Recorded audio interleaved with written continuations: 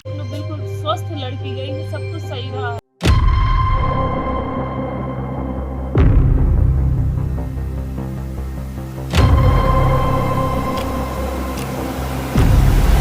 कि इस लड़के ने दवा खा के मेरे साथ। नमस्कार दोस्तों, आज के इस वीडियो में हम जानेंगे एक ऐसी घटना जिसने सबका दिल दहला दिया। यह एक ऐसी शर्मनाक घटना है जो आप सोच भी नहीं सकते। एक लड़की जिसका नाम आरती होता है, उसकी शादी हो रही थी, जिसकी पूरी जिम्मेदारी आरती के भाई पर थी, जिनका नाम ब्रिजेश कुमार है। ब्रिजेश कुमार अपने पिता की जगह एक सरकारी नौकरी में काम करते हैं। वह अपनी बहन की शादी पूरे धूमधाम से करा रहे थे। आरती की शादी की दिनांक 3 फरवरी 2024 और आरती की विदाई 4 फरवरी की होती है। विदाई के समय आरती के भाई और उसके परिवार वाले सभी बेहद भावुक थे, लेकिन उनको यह बात की खुशी थी कि आरती की शादी हो रही है। 4 फरवरी आरती अपने ससुराल आती है और अपने पति के साथ मिलकर शादी के बाद होने वाली सारी रस्मों को निभाया जाता है। अंत में सुहागरात की रात आती है। आरती अंदर से बहुत ही सहमी रहती है, लेकिन उसकी ज़िंदगी का यह एक बहुत ही बड़ा दिन रहता है। आरती अपने कमरे में अपने पति का इंतज़ार कर रही थी। उसका पति एक इंजीनियर था और एक कॉर्पोरेट जॉब करता था।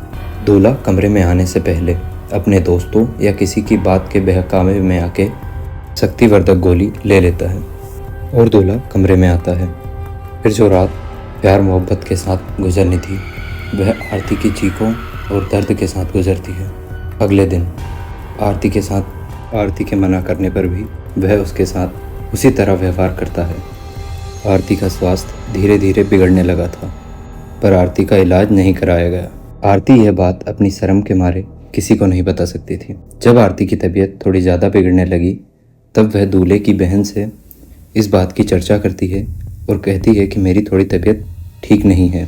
आरती के घर वालों को बुरा भला सुनाते हैं और कहते हैं कि आरती की तबीयत तो पहले से ही खराब थी, तुमने हमें बताया नहीं। बिल्कुल स्वस्थ लड़की गई है, सब कुछ सही रहा है। 7 तारीख को हम लोग कानपुर शादी में अटेंड करने जा रहे हैं, तो इन लोग का फोन आया कि 10:30 बजे के लगभग फोन आया, आपने ये बताइए कौन सी बीमारी छुपा के शादी कर दी है। मैंने कहा हो सकता है सर्दी अर्दी लग गई हो।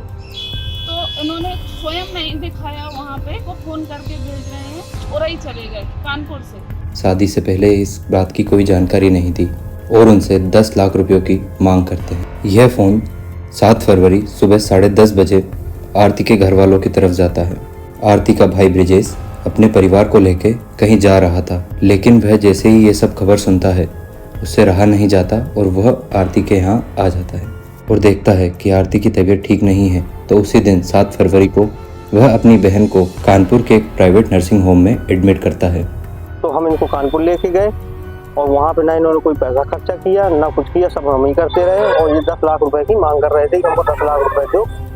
आरती का इलाज होना तो शुरू हो गया था, लेकिन जो समस्या थी उसका नहीं, डिहाइड्रेशन का। आरती को 3 दिन की डिहाइड्रेशन की गोली दी जाती है और उसको अस्पताल में ही एडमिट किया जाता है। आरती का स्वास्थ्य ठीक ना मालूम होने पर आरती की भाभी को चिंता होती है।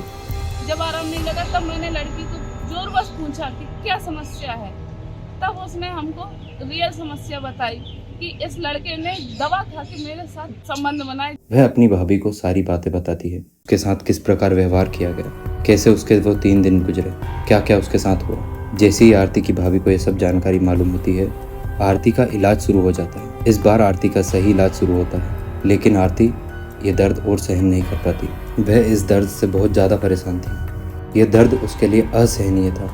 10 फरवरी शाम 3:30 बजे आरती की मौत हो जाती है। आरती के परिवार वाले पोस्टमार्टम के लिए हाँ कर देते हैं। ऐसी खबर सामने आती है कि सबका दिल बैठ जाता है। डॉक्टर के द्वारा बताया जाता है कि आरती के इंटरनल पार्ट में ब्लीडिंग हुई रहती है और उसकी हालत कुछ ऐसी रहती है कि उसका गैंग रेप किया गया हो। ये सब सुनकर आरती के घर वाले निराश हो जाते हैं। आरती के परिवार की तरफ से FIR भी दर्ज होती है, लेकिन दूल्हा और उसके घर वाले फरार हो जाते हैं। ऐसे कितने केस होंगे जो आज तक सामने नहीं आए होंगे। ऐसा नहीं है कि वो दूल्हा पढ़ा हुआ नहीं था, वह एक इंजीनियर था, उसको हर एक चीज़ की जानकारी थी, but lack of sex education को पता नहीं था किस प्रकार ट्रीट किया जाता है। मैं चाहता हूँ कि सबको सब बात की जानकारी हो।